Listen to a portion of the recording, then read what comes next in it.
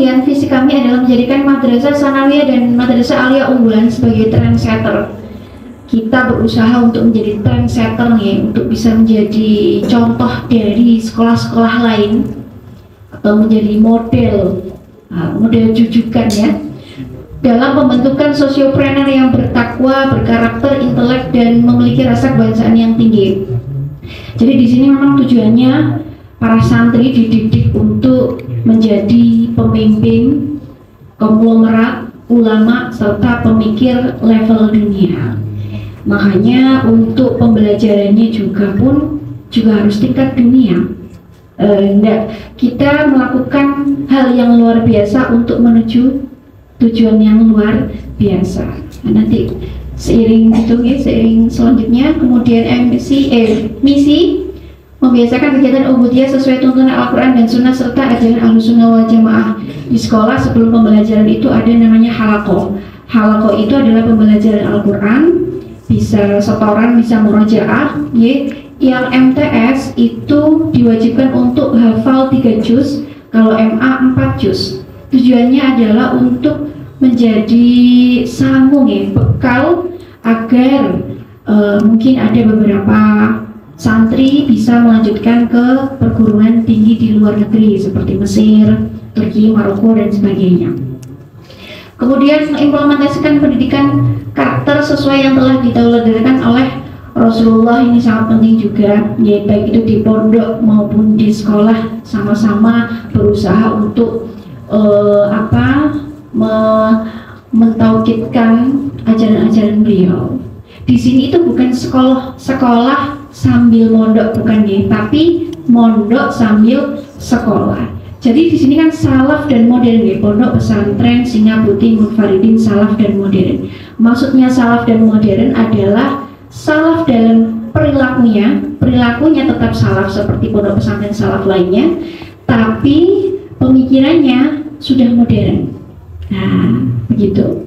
Lalu kemudian menyelenggarakan pembelajaran dan pendidikan komprehensif yang adaptif, kreatif, dan inovatif.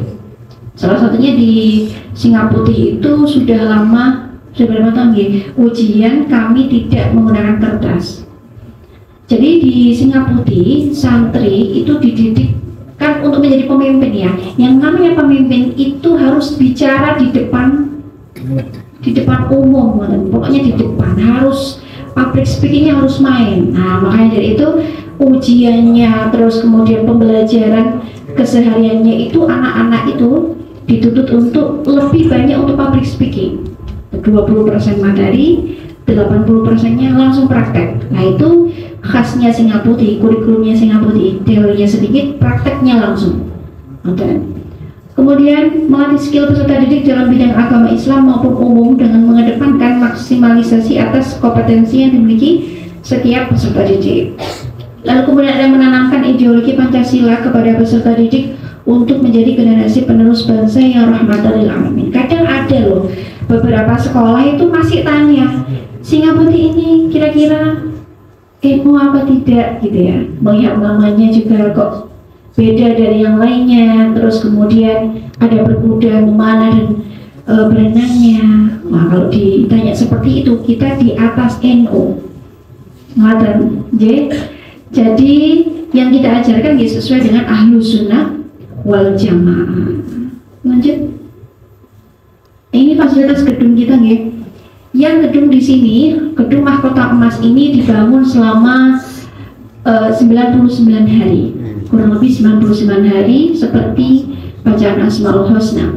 Lalu kemudian ada fasilitas kolam renang baik putra maupun putri ada sendiri-sendiri.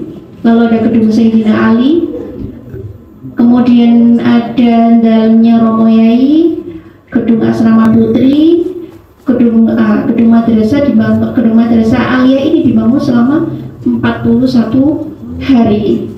Dan yang terakhir ini adalah gedung Madrasah Sanawiyah. Selanjutnya, nah ini sejarah perkembangannya nih. Tahun 1992 didirikan pondok pesantren salaf tanpa biaya, lepas biaya. Jadi seperti yang disebutkan oleh Gus Adib tadi, Betul, ya, di sini dahulu memang hanya ngaji, ngabdi, zikir, sudah. Dan kebanyakan santri di Salaf itu seperti Mas ini ya, rambutnya gondrong. Santri Salaf di sini banyak yang rambutnya gondrong. Kenapa? Ada filosofinya. Tidak hanya sebagai style saja, sekedar style saja bukan, tapi filosofinya adalah ya. Jadi filosofinya adalah biar santri, agar supaya santri bisa berpikir panjang.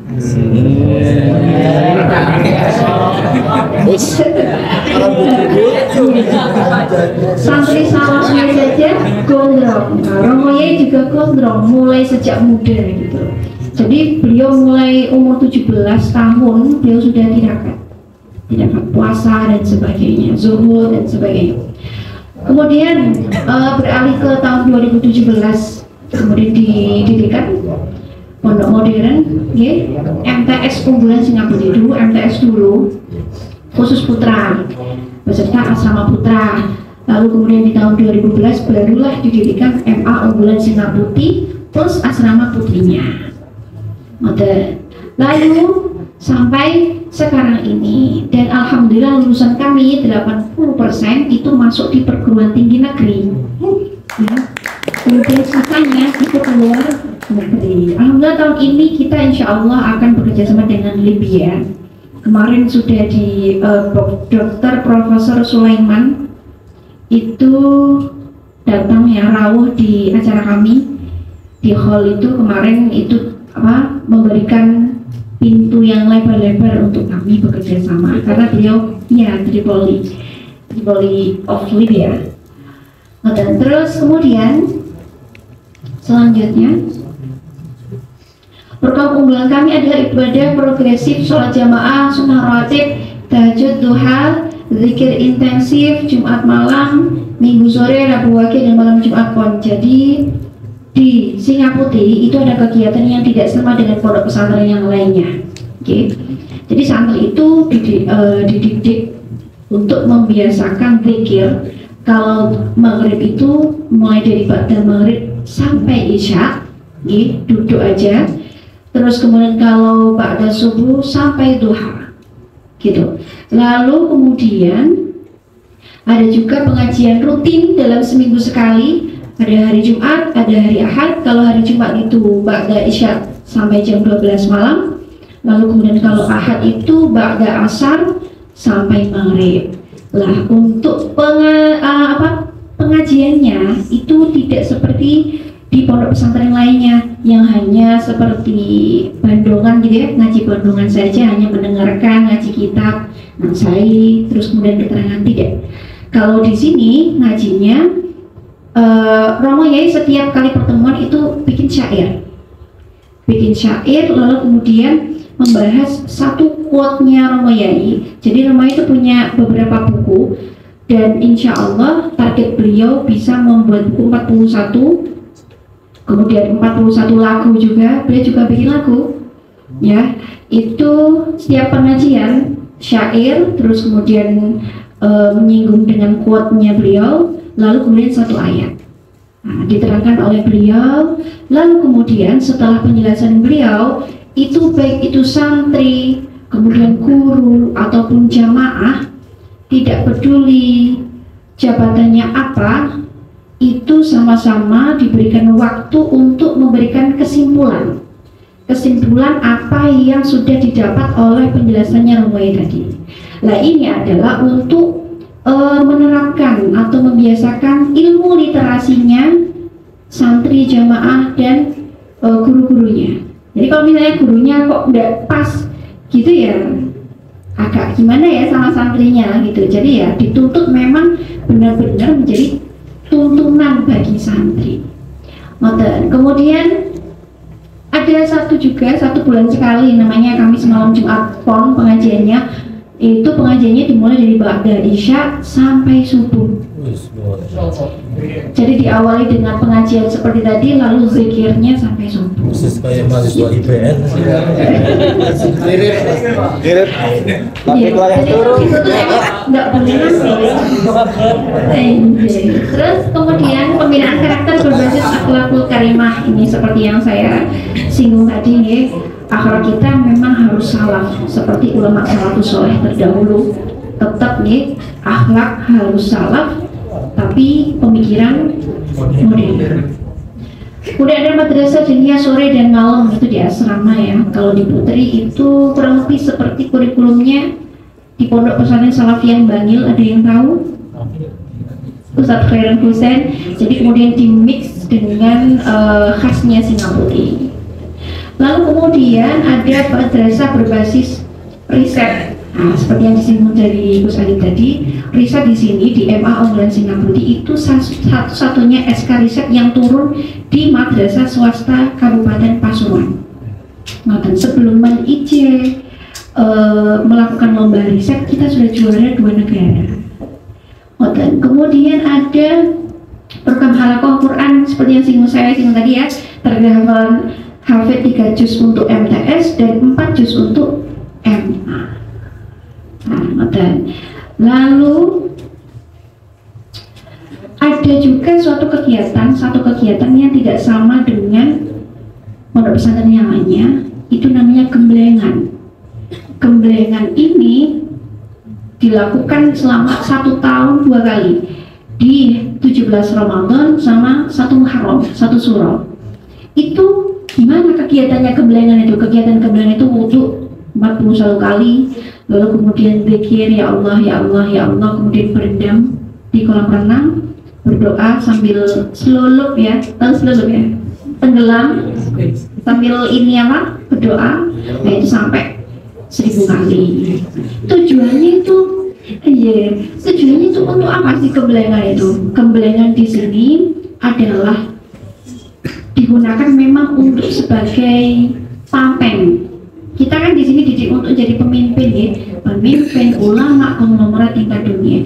Jadi seorang pemimpin itu tidak cukup punya ilmu saja, tapi juga harus punya benteng batinnya.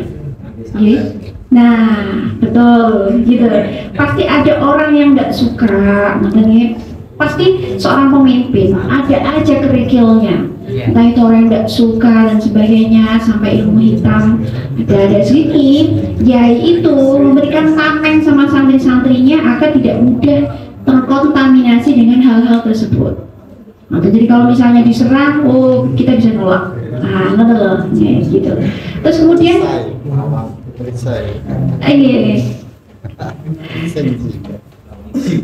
Oke, terus kemudian nanti juga disinggung sama Ibu Retno yang tentang ekstrakurikuler. Perlu diketahui, kuda di sini kalau di bulan Ramadan itu ikut puasa. Jadi memang kuda di sini diikutkan sama-sama berjuang tolabul ilmi untuk santri. Biasanya kalau misalnya ada lomba berkuda terus kalah, orang-orangnya biasanya ini ngasih pelajaran sama kudanya itu. Jadi memang di santri kalau berkuda harus ada telepati, ada chemistry. Kalau tidak ada chemistry dan kudanya nggak akan bisa memimpin kudanya itu. Maka jadi ada filosofi tersendiri kenapa kok berkuda, memanah dan berenang. Sekian dari kula, bisa diteruskan dengan Ibu.